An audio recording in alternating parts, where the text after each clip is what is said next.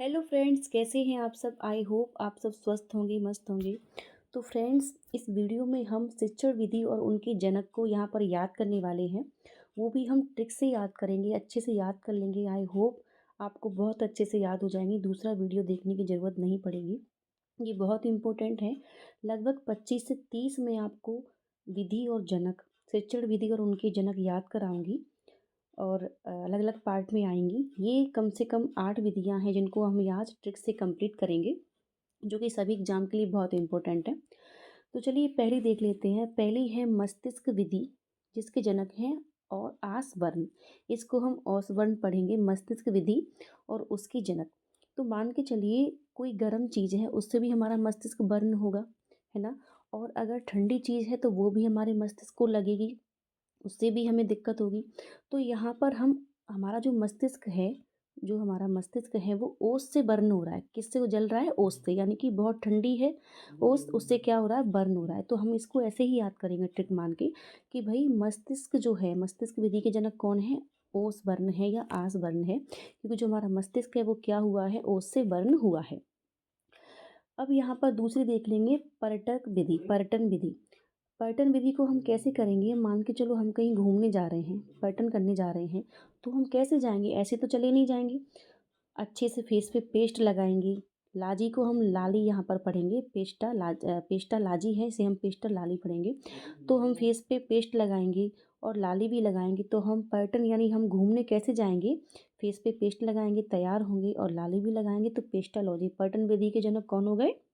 पेस्टा logy. दूसरा हो जाएगा हमारा तीसरा, समस्या समाधान विधि। अच्छा ये बताइए कि अगर आपकी समस्या का किसी ने समाधान किया है तो आप उसे शुक्रिया बोलेंगे कि नहीं बोलेंगे? तो शुक्रात, समस्या समाधान की विधि, समस्या समाधान विधि के जनक कौन है? शुक्रात हैं। या हमने खुद अपनी समस्या का समाधान किया है तो हम खुद से भी थैंक्स बोलेंगे। तो उसको यहाँ पर ऐसे याद करेंगे। अब हो जाएगा हमारा मूल्यांकन विधि। मूल्यांकन विधि के जनक हैं जे एम राइस। एक बात बताइए, जब राइस आप खरीदने जाते हैं मार्केट में तो मूल्यांकन करते हैं कि नहीं करते? मूल्यांकन का मतलब होता है निरीक्षण करना, जांच पड़ताल करना। तो जब हम चावल खरीदते हैं, राइस खरीदते हैं, तो देखते हैं कि खराब कौन से हैं, अच्छे कौन से, उसके बाद ही हम लेते हैं। तो मूल्यांकन विधि के जनक हो जाएंगे जे एम राइस। उसके बाद आती है अपनी प्रोजेक्ट विधि। अगर हमें किसी ने प्रोजेक्ट दिया है कि इस प्रोजेक्ट को पूरा करो, ये जो टाइम आपको मिला है उसके अंदर, और हमें डर है कि अगर वो प्रोजेक्ट पूरा नहीं हुआ तो वो क्या कर देगा? सामने वाला हमें किल कर देगा, मार देगा, या फिर हमारी पिटाई कर देगा। तो किल पैट्रिक, अगर प्रोजेक्ट पूरा नहीं हुआ तो किल पैट्रिक, या तो हमें मार डालेगा या फिर हमारी पिटाई कर देगा। तो प्रोजेक्ट विधि के जनक हो जाएंगे किल पैट्रिक। अगला है हमारा बेसिक शिक्षा विधि। बेसिक मतलब सामान्य। अब यहाँ पर आप देख सकते हैं महात्मा गांधी इसके जनक है। तो जो महात्मा गांधी थे वो भी सामान्य, यानी कि सादा जीवन में रहते थे, सादा जीवन व्यतीत करते थे, साधारण कपड़े पहनते थे। तो ये आराम से आप याद कर सकते हैं कि बेसिक शिक्षा विधि के जो जनक हैं वो कौन है? वो है महात्मा गांधी, महात्मा गांधी जी। अगली है हमारी प्रक्रिया विधि, यानी कि मान के चलिए कोई क्रिया है, हमें कोई भी क्रिया करनी है या हमें कोई काम करना है, जो प्रक्रिया हमें करनी है उसमें कोई कमी नहीं होनी चाहिए, यानी कमेनियस। प्रक्रिया विधि के जो जनक हैं वो है कमेनियस, यानी कि वो क्रिया ऐसी होनी चाहिए जिसमें कोई कमी नहीं होनी चाहिए, कमेनियस। प्रक्रिया विधि के जनक कौन हो जाएंगे? कमीनियस। उसके बाद आ जाती है हमारी खोज विधि। खोज विधि के जनक कौन है? आर्मस्ट्रॉन्ग।